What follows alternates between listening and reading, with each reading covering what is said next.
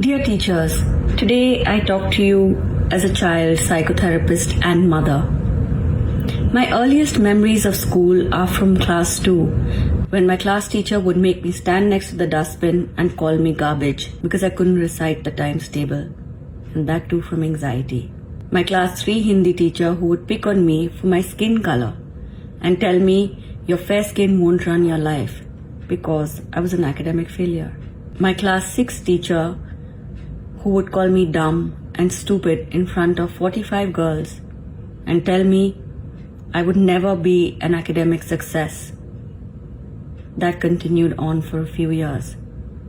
My class 7 teacher who decided to stand me in front of a class of 45 girls again and tell me that children like me grow up to be drug addicts, go to jail, and are useless for society. I stood there absolutely mute and frozen. And then she proceeded to warn every parent in a parent-teacher meeting to keep their kid away from academic failures like me, because we might encourage their kids to not focus on studying. I remember the day my mom came home from that parent-teacher meeting, and I remember my horror, shame, and guilt when my mom told me that she felt embarrassed and in pain after seeing how other parents looked at her and judged her for being Mansi's mother. These are a few of the bullying experiences I faced from teachers, and then there were bullying experiences from students. Yes, I was obese, not sporty, not good at any extracurricular, and I was told I was a nightmare of teachers and parents alike. But I was a child that was being bullied, molested, and had no voice. A child scared of her own shadow. A child few saw and even less acknowledged. Because you know why? Because the world belongs to toppers, to cool kids, to sporty kids, to kids who have potential to go on to be head girls and head boys, to beautiful popular kids.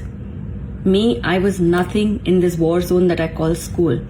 In class 9, the bullying from students and teachers finally broke my mind, and I had a nervous breakdown in front of my entire class. I remember having kids laugh at me. Some froze up, some left the classroom, and some simply rolled in laughter. All I wished for was to die that day. And I wonder why I didn't kill myself. Or maybe my way of surviving was to eat, or maybe live a little, who knows?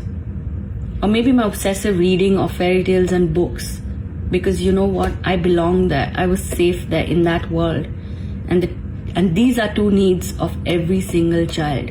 Dear teachers, all children want is a teacher like my class 9 teacher, who held my hand after my public breakdown, emptied out the classroom so I wouldn't be shamed, and told me that you have the best smile I have ever seen. My first and only compliment. And like my class 1 teacher, who saw me for what I was, quiet, shy, and sensitive, who would call me in front of the class and acknowledge me by my name. And as I tell you this, I can recall that feeling of joy, of gratitude, that elation that a 7-year-old would feel for being seen. Dear teachers, your words make our minds, your actions define our personalities. You can be a war zone or a zen zone. You have more power than you know. I'm 40, but every insult and every word of kindness stays with me.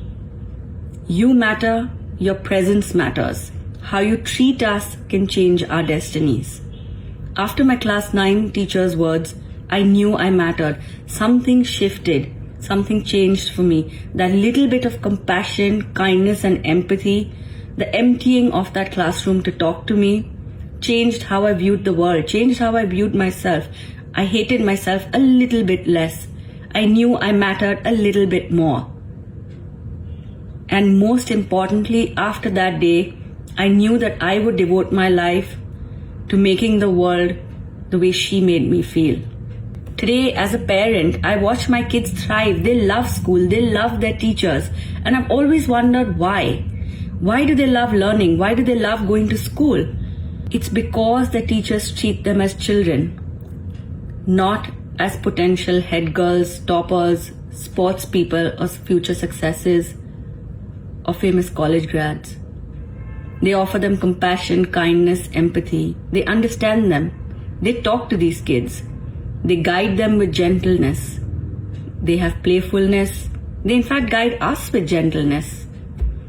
They have acceptance of the child. They discipline but do not punish. Remember, your presence can make a child who is being raped, molested, or living in a domestically abusive home feel safe, feel heard. You have the power to give children like me a voice and a safe space. Most of you are overworked and exhausted, and possibly don't have the bandwidth to show up for children in this way. But a small smile, a small gesture, like my class 9 teacher, might remain with that child forever like it did with me, and can change children like me for life. Thank you for the work that you do, and for all the teachers that have shown me kindness. You changed my life, and you changed many lives through me.